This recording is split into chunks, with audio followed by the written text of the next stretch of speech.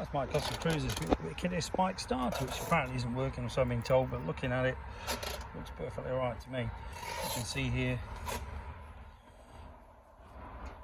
you know, no problem at all really.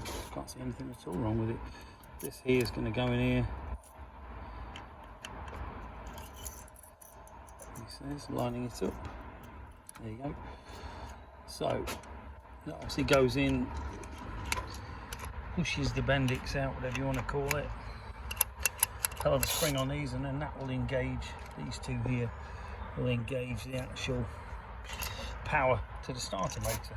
But, you know, I've looked at this and it seems absolutely like brand new. I think personally your problem's nothing to do with the starter at all. It's more like the power that's supplying it.